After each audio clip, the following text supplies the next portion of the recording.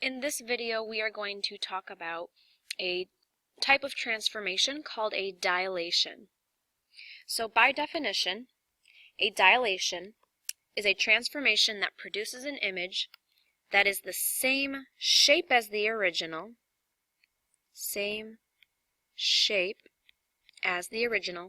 but not the same size.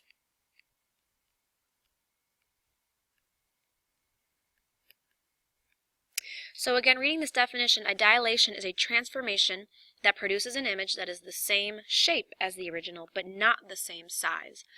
That definition should ring a bell. That definition is very closely correlated with the topic of similarity. So when we dilate a shape, we're basically talking about we're either enlarging or reducing that shape by a certain scale factor. And when we enlarge or reduce a shape by a scale factor, those two shapes are referred to as being similar. So the next bullet here, a dilation, is similar to the original figure.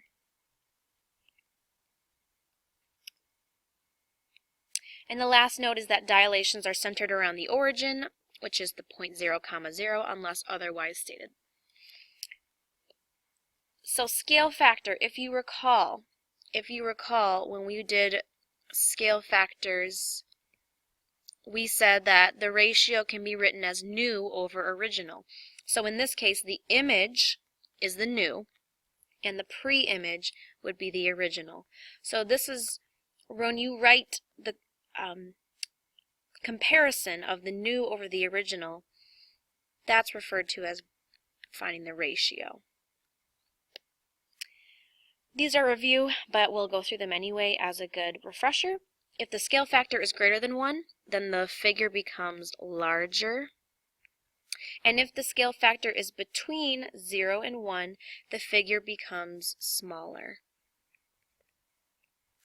And lastly, the way that we write dilations is we write x comma y with our arrow here of rx comma ry, where r represents the scale factor. So it's important to note that the scale factor gets multiplied by both whatever number is in the x-coordinate and whatever number is in the y-coordinate. So, example 1, let's use that rule. It says, if the scale factor is 3, how would you write the rule? So whenever we write a rule for transformations, remember we always have the x comma y with our arrow.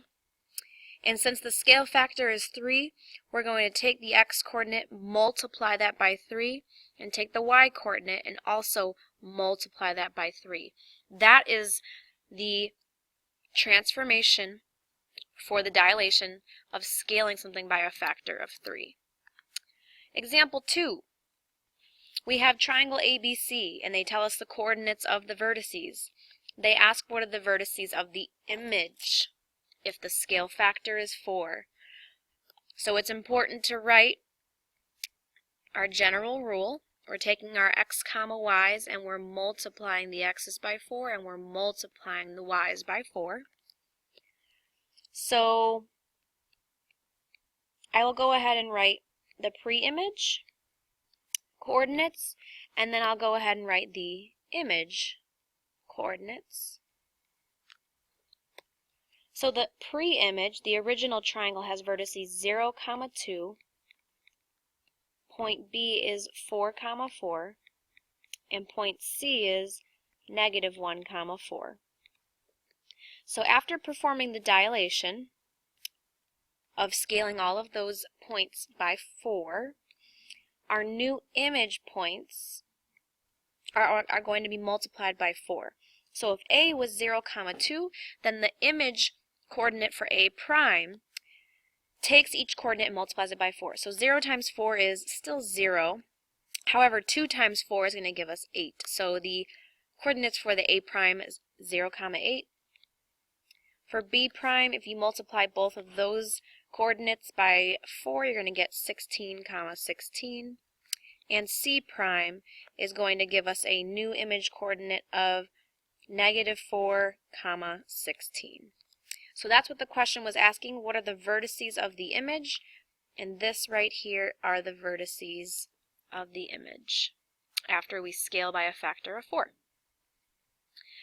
And last example, example 3, says that if we have a scale factor of 5/2, how would we write the general rule?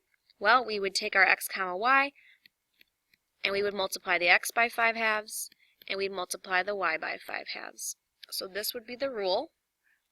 And then, is this an enlargement or a reduction? Well, since 5/2 as a mixed number is 2.5, and as a decimal is 2.5, that fits the criteria of being greater than 1, a scale factor that's greater than 1. So therefore, this is an enlargement. A scale factor of 5/2 would be making the figure dilated by making it larger. So flip to the back, and let's talk about example number 4 for the quadrilateral. So for example 4, we now have a quadrilateral PQRS with the following vertices, and they tell us that the quadrilateral is dilated by a scale factor of 1/2. So right away I know the rule is that we're going to take our x comma y, and we're going to multiply the x's by 1/2, and we're going to multiply the y's by 1/2. So that's what's going on. That's the rule for the transformation that's taking place.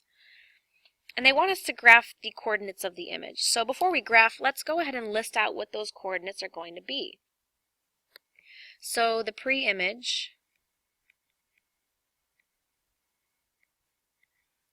I'm going to list the coordinates for the pre-image. So P, which was -2, 4, Q, which is 4, 4, R, which is 4, -2, and S, which is -4, -4. Graphing those really quick on the coordinate plane.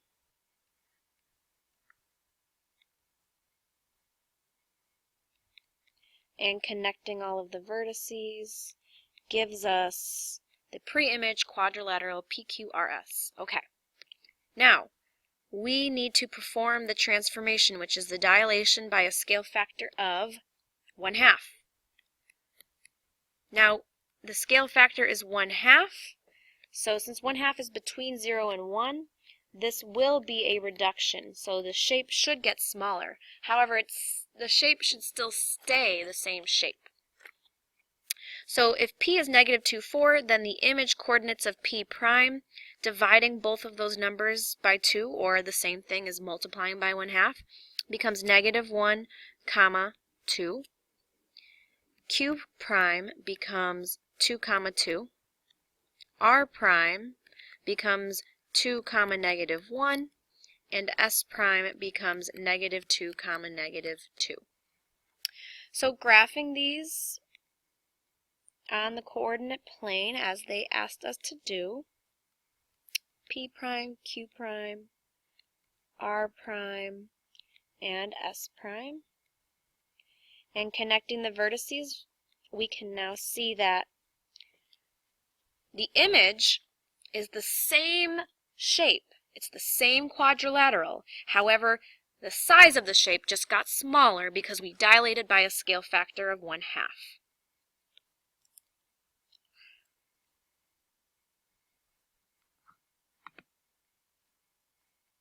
Now, moving down to Part B. Part B says that they want us to demonstrate that these quadrilaterals are in fact similar by comparing the ratios of the lengths. So, remember the ratio is always new over original,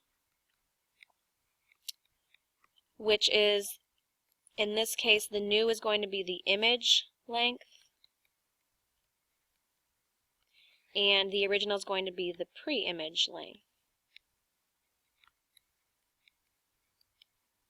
So let's compare sides PQ and P prime Q prime. Since those are really easy to look at on the coordinate plane and find the length of those since they're a straight horizontal line. So the image length would be P prime Q prime divided by the pre-image length, which would be the length of PQ. So length of P prime Q prime, if I count across, is 1, 2, 3. And the length of PQ is 1, 2, 3, 4, 5, 6. And 3 over 6 reduces to 1/2, which is good. That's what our scale factor was. And let's compare two other psi. Let's compare QR to QR prime. So Q prime R prime divided by QR. Well, Q prime R prime is 1, 2, 3, and QR is 1, 2, 3, 4, 5, 6. So again, the ratio of those two sides is also 1/2. So this is our way of kind of verifying that, in fact, these two shapes are scale factors of one another, because when we compare two of their corresponding side lengths, we get the scale factor. Okay, letter C asks us, what do we notice about the angle measurements of the two figures? Now, when we look at the two figures, although they're different sizes, if you look closely at each of the angle measures don't change at all. And that's actually true of any time you scale a shape or any similar shape. The angles stay congruent. So we're going to go ahead and say that the angle measurements